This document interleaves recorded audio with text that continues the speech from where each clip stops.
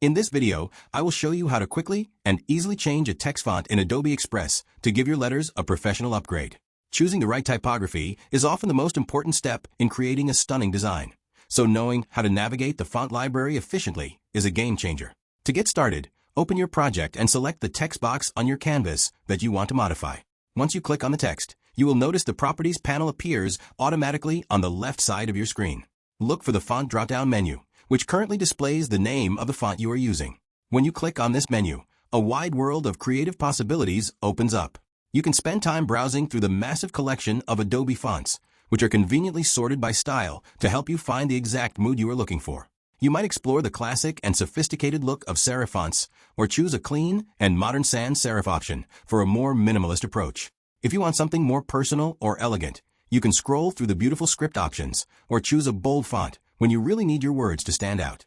If you are working on a project for a specific company, you can also easily access your own brand fonts. Simply navigate to the Your Brand section to find any custom typography that you have already uploaded to your brand kit.